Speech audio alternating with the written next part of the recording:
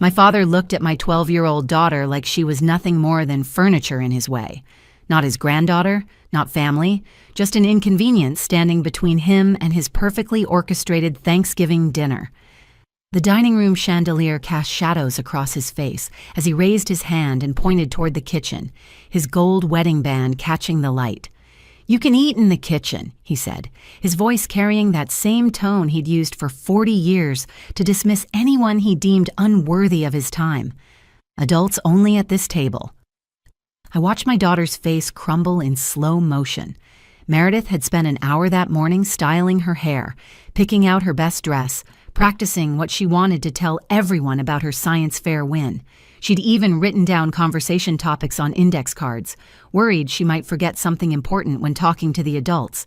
Now she stood there in her emerald green dress with the tiny gold buttons she'd been so proud of, looking at 9 place settings arranged around a table that could easily seat 12. 9 place settings, 10 people. The math was deliberate, calculated. This wasn't an oversight or a miscount. This was my father, Roland Hammond, former bank executive and current family patriarch, making a statement about who mattered and who didn't.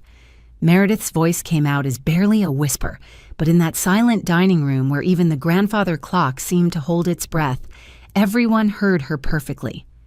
"But I'm family too, right?" The question hung in the air like an accusation. It should have been followed by immediate reassurance, by voices rushing to correct this horrible mistake.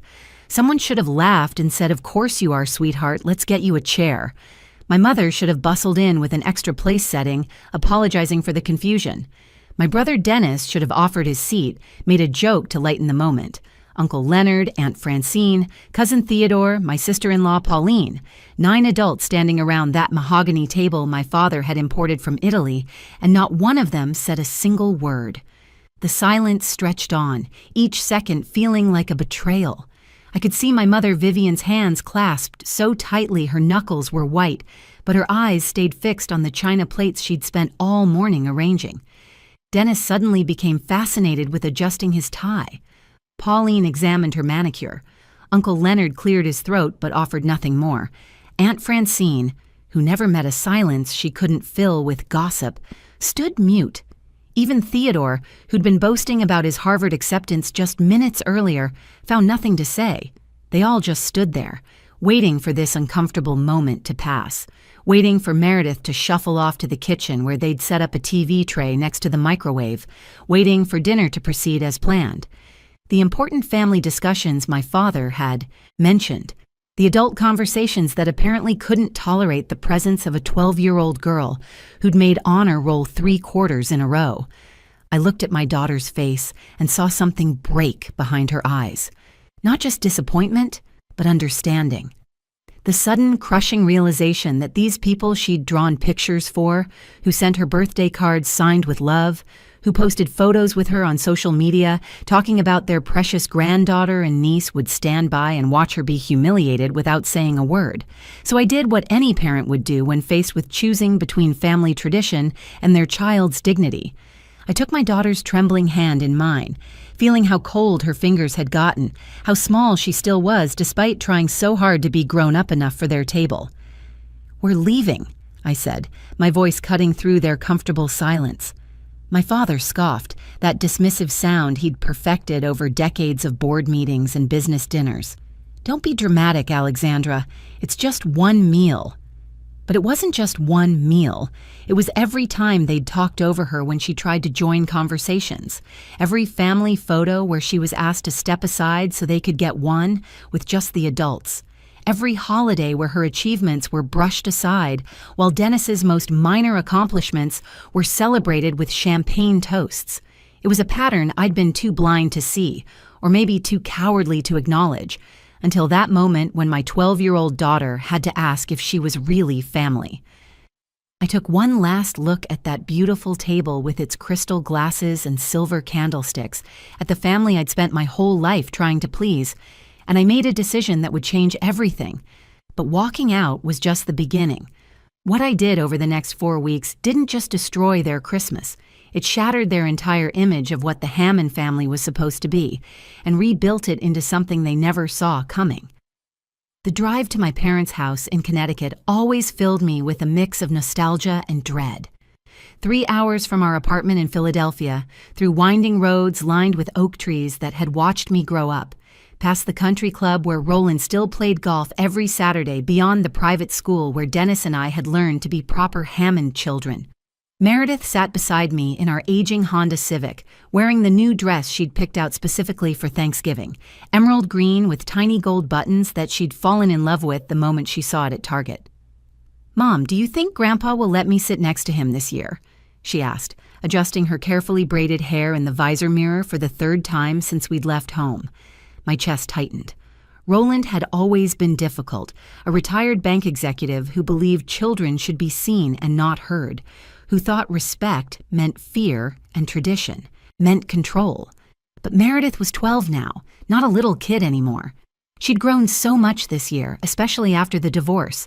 When David left us for his 25-year-old assistant, Meredith had stepped up in ways no child should have to. She'd held me while I cried, made her own lunches when I was too overwhelmed to function, kept her grades perfect despite our world falling apart. "We'll see, sweetheart," I said, pulling into the circular driveway of their colonial home, the same one where I'd learned to ride a bike, where I'd sat on the front steps in my prom dress, where I'd announced my pregnancy with Meredith 13 years ago, to their obvious disappointment about the timing.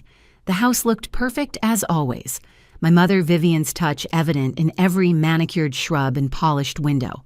The lawn was cut in precise diagonal stripes, the way Roland insisted it should be. Through the dining room window, I could already see the elaborate table setting, the china that only came out for holidays, the crystal glasses that had belonged to my grandmother. My brother Dennis's BMW was parked out front, still sporting dealer plates, probably leased just last week to impress Roland. Uncle Leonard's Mercedes sat beside it, and I knew Aunt Francine would make at least 3 comments about our Honda before dinner was served. "Remember what we talked about," I said to Meredith, trying to inject confidence into my voice that I didn't feel. "Best behavior, okay?" She nodded eagerly, pulling out the index cards from her pocket one more time. I practiced my conversation topics. I can talk about my science fair project where I won 2nd place, or the book I'm reading for English class, or how I'm helping coach the younger kids in soccer. My heart broke a little, watching her prepare talking points for a family dinner like she was preparing for a job interview. But that's what Hammond gatherings had become, performance evaluations disguised as holiday meals. Walking up those front steps, I noticed things I'd tried to ignore before. The family photos displayed in the entrance window were all of Dennis, his graduation, his wedding, his promotion celebrations.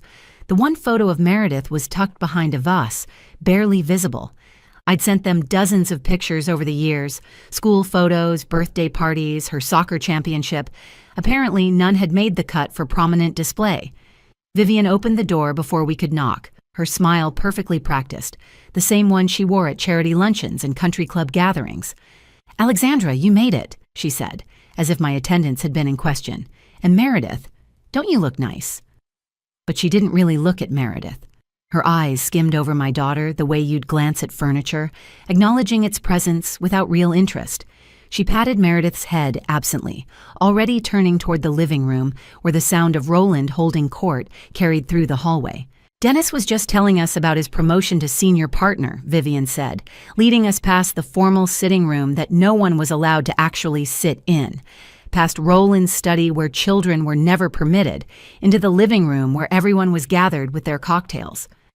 The room fell into that particular rhythm of a Hammond family gathering.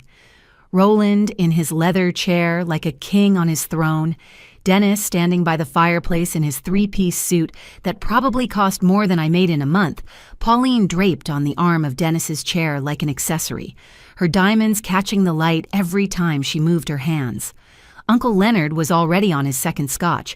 Aunt Francine was examining the room for changes to gossip about later, and Theodore stood stiffly by the window, a younger version of Roland in training. This was the family I'd grown up in, the one I'd tried so hard to please, never quite measuring up to their standards. Now I was bringing my daughter into it, watching her straighten her dress and practice her smile, hoping this time would be different. The moment we walked into that living room, I sensed something was off. The conversation stopped abruptly, like we'd interrupted something important. Roland didn't even look up from his scotch when he spoke. "There's my successful daughter," he announced, though the sarcasm in his voice was barely concealed.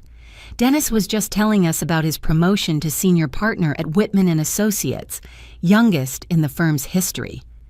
Dennis stood there in his three-piece suit, trying to look modest while Pauline clung to his arm like she'd won a prize. "It's really not that big a deal, Dad," he said, though his smile suggested otherwise. "Congratulations, Uncle Dennis," Meredith chimed in, her voice bright with genuine enthusiasm. "Mom got promoted too. She's now the regional manager for 3 stores instead of just 1. She said it means she can finally afford to get our car fixed and maybe even take a vacation next summer." The room went cold. Pauline's laugh was sharp as broken glass. "How nice for you, managing retail stores. Dennis's promotion comes with a partnership stake worth $500,000. "That's wonderful," I said, keeping my voice steady while placing a protective hand on Meredith's shoulder. She was already shrinking back, recognizing the dismissal. Theodore chose that moment to insert himself into the conversation. "Speaking of achievements, did everyone hear about my Harvard Business School acceptance? Full scholarship, of course. They said my application essay about carrying on the Hammond legacy of excellence was one of the best they'd ever read." "That essay was brilliant," Aunt Francine gushed, "especially the part about learning business ethics from your grandfather. Roland, you must be so proud." "Of course I am," Roland said, finally looking up, his gaze sliding over Meredith and me like we weren't there. "It's important to maintain standards. Not everyone can, but those who do carry the family forward." Meredith tried once more, her voice smaller now. "I wrote an essay, too, for my advanced English class. My teacher submitted it to a state competition, and I won 3rd place. It was about how my mom is my hero because she works so hard and never gives up even when things are really difficult." Silence. Dennis studied his wine glass. Uncle Leonard coughed and reached for more scotch. Vivian suddenly needed to check something in the kitchen. "That's nice, dear," Pauline finally said, her tone suggesting it was anything but nice. "Theodore, tell everyone about your internship at Goldman Sachs." As Theodore launched into his rehearsed speech about quarterly projections and portfolio management, I watched my daughter slowly deflate beside me. Her shoulders dropped, her carefully practiced smile faded, and she tucked her index cards back into her pocket, realizing she wouldn't need them. When Vivian called us to dinner 20 minutes later, I was actually relieved. At least at the table, there would be food to focus on, less opportunity for these casual cruelties. But as we walked into the dining room, I stopped short. The table was set for 9. We were 10 people. I counted again, thinking I must be wrong. Roland at the head, Vivian at the foot. Dennis and Pauline on one side, Leonard and Francine on the other, Theodore next to them. 1 empty chair beside my designated spot, 9 place settings with the good china, the crystal glasses, the silver that Vivian polished twice a year, everything perfect and deliberate. "Oh," my mother said, her voice too high, too rehearsed. I must have miscounted, how silly of me. But I knew my mother never miscounted anything. She planned every detail of these dinners weeks in advance. "Meredith, sweetheart, I've set up a lovely spot for you in the kitchen. You can watch the parade on the little TV while you eat. Won't that be fun?" "But Mom," I started, feeling the heat rise in my chest. "She's 12. She doesn't need a kid's table. There aren't even any other kids here." Roland's voice cut through the room like a blade.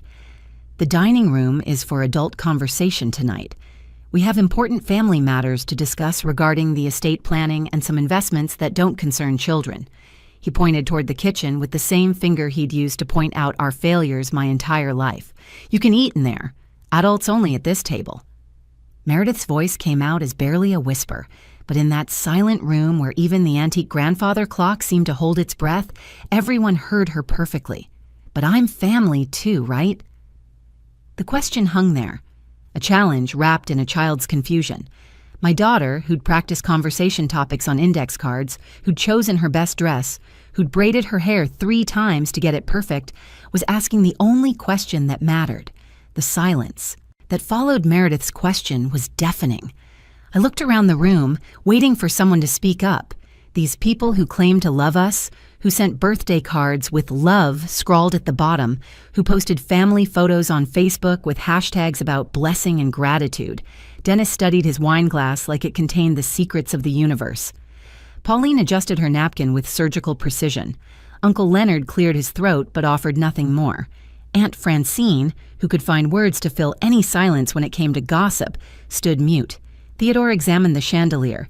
Even my mother just stood there, hands clasped, studying the pattern in the Persian rug.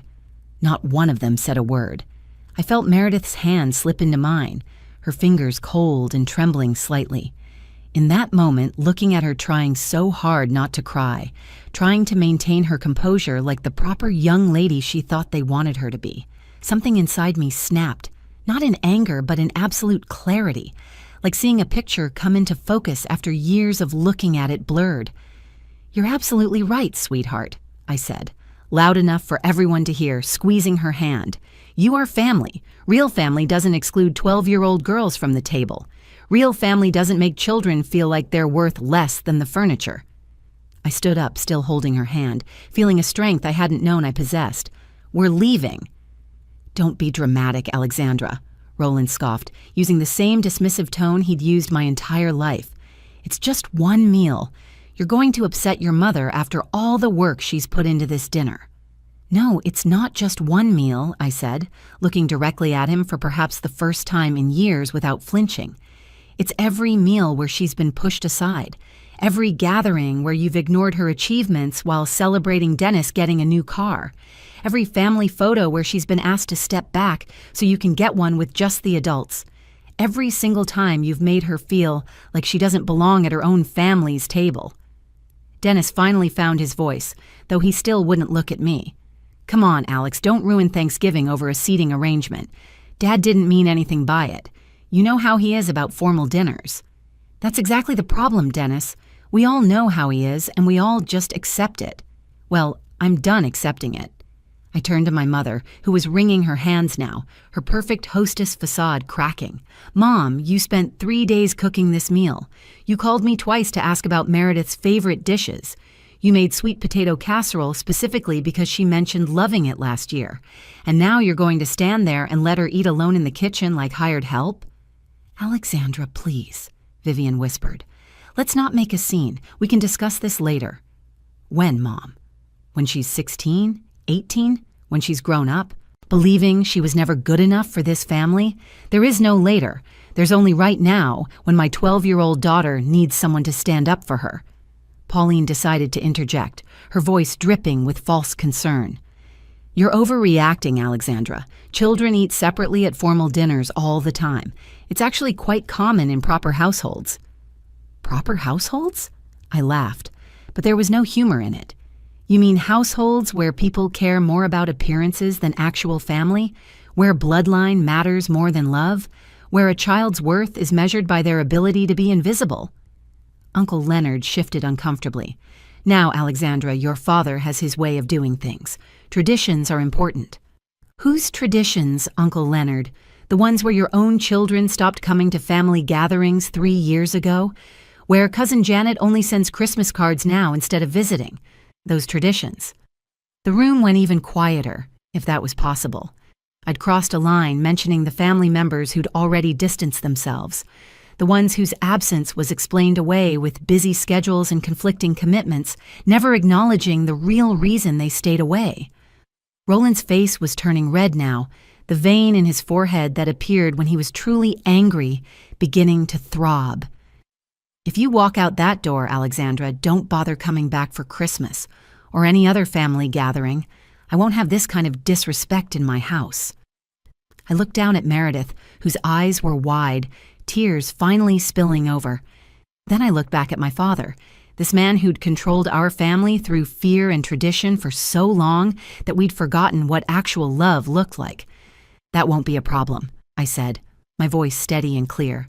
"Because after tonight, you won't be invited to ours." I grabbed our coats from the hall closet, helping Meredith into hers, buttoning it carefully while she tried to process what was happening. As we walked toward the door, I heard my mother's voice, small and broken. "Alexandra, please. She's my granddaughter."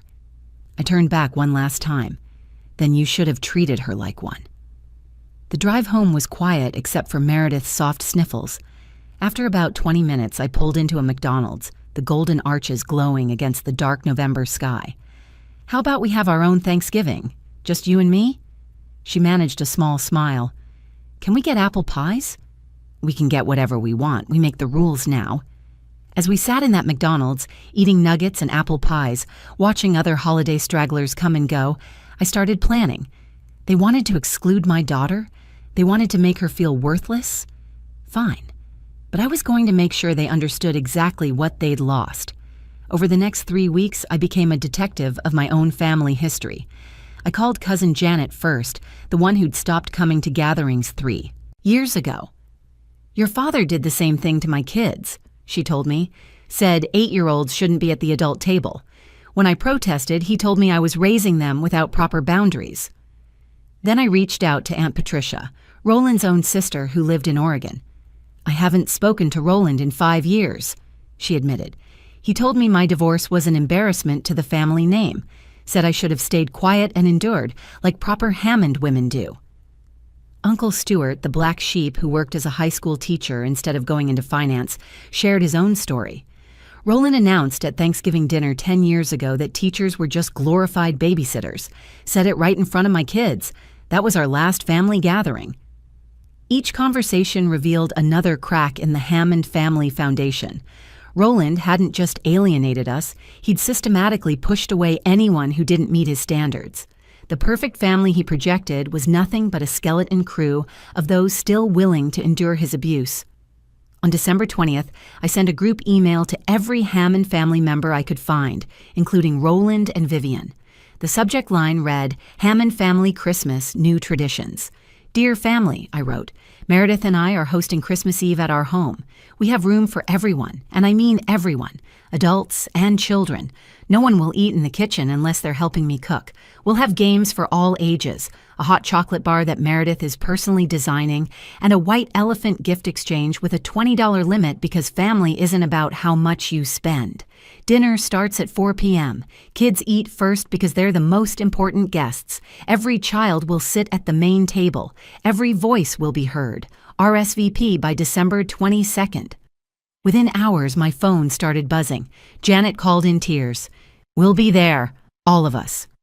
Patricia booked flights from Oregon that same day. Stuart and his family confirmed immediately. Uncle Leonard called, his voice uncertain. Roland won't like this. That's his choice, Uncle Leonard. You're welcome with or without his approval. By December 22nd, I had 23 confirmations. Everyone except Roland, Vivian, Dennis, and Pauline. Dennis called me that evening. What are you trying to prove? You're destroying this family. I'm not destroying anything, Dennis. I'm rebuilding it. You're welcome to be part of that, but only if you can treat my daughter with respect. Dad's furious. He says you're being vindictive. I'm being a mother. There's a difference. Christmas Eve arrived with a light snow, like something from a movie. My small row house was transformed. Meredith had spent days making paper snowflakes and stringing lights. We'd pushed all the furniture against the walls to make room for folding tables, borrowed from neighbors. The smell of cookies and hot chocolate filled every corner. They started arriving at 3:30. Janet's kids immediately attached themselves to Meredith, looking at her like she was a hero. Mom told us what you did, her oldest said. How you stood up to Grandpa Roland. That was so brave. Uncle Stuart brought his guitar and led the kids in carols. Patricia had everyone in tears laughing about Roland's old attempts to control her dating life. Theodore showed up at 5 without his parents, looking uncertain. Is it okay if I'm here? He asked quietly. Everyone's welcome here, I told him. That's the point. At 7 p.m., my phone rang. It was my mother. Her voice was barely a whisper. There are only 4 of us here. Leonard and Francine went to your house. Theodore, too. The table looks so empty. You're welcome to come, Mom. All of you are. Your father won't allow it. Then that's his choice. But Meredith and I made ours. Through the phone, I could hear Roland in the background ranting about respect and tradition. But in my living room, I heard something else. Laughter. Real, genuine laughter. Children playing. Adults talking without fear of judgment. Family being family. The party went until midnight. As I tucked Meredith into bed, she was still glowing from the evening. "Mom, this was the best Christmas Eve ever. Everyone talked to me like I mattered, like I was actually interesting. Because you do matter, sweetheart, and you are interesting. Don't ever let anyone make you feel otherwise." She hugged me tighter than she had in months. "Uncle Stuart said I could visit his school and talk to his science class about my project, and Aunt Patricia wants me to come to Oregon this summer. She said she has horses." "That sounds wonderful, baby." "Mom, why did Grandpa Roland treat me that way?" I sat on the edge of her bed, choosing my words carefully. Some people think love has to be earned through achievements or status. They don't understand that real love is given freely, especially to children. That's not about you. That's about something broken inside them. The next morning, Christmas Day, I found a text from Dennis. Dad spent Christmas dinner ranting about respect and tradition to an almost empty table. Mom cried through most of it. "Hope you're satisfied." I wrote back, "I am. Meredith is too. That's what matters." That was 5 years ago. Meredith is 17 now, confident and strong, heading to college next year with a full scholarship to study biochemistry. She still remembers that Thanksgiving, but not with pain, with gratitude. "You taught me something important that day," she told me recently while we were filling out her college applications, "that I should never accept less than I deserve, and that someone who really loves me will always choose me. You chose me when it cost you your entire family." "I didn't lose my family," I told her. "I found out who my real family was." The family dynamics shifted completely after that Christmas.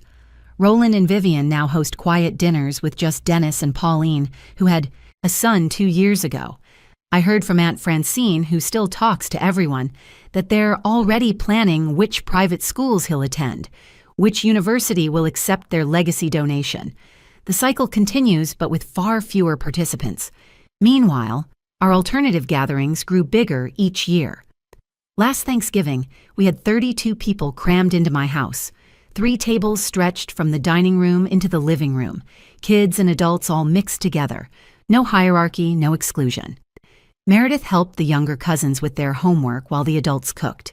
Theodore, who's become a regular at our gatherings, brought his girlfriend and warned her, "This is what real family looks like. It's loud and chaotic and nobody matches, but everyone belongs."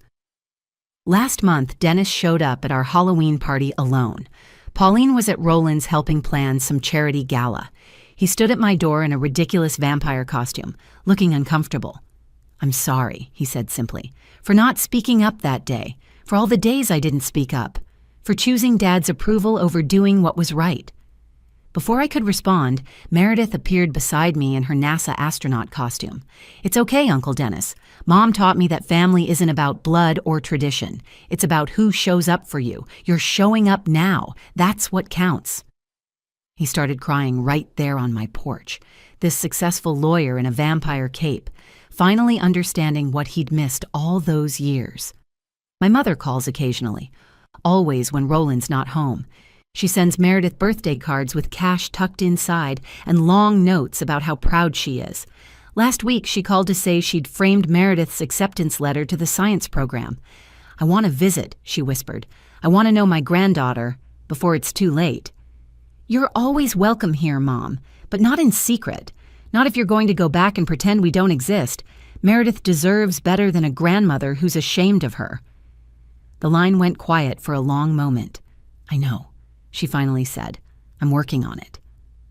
Sometimes people ask if I regret walking out that Thanksgiving, if I think I overreacted to a seating arrangement. I tell them it was never about where my daughter sat.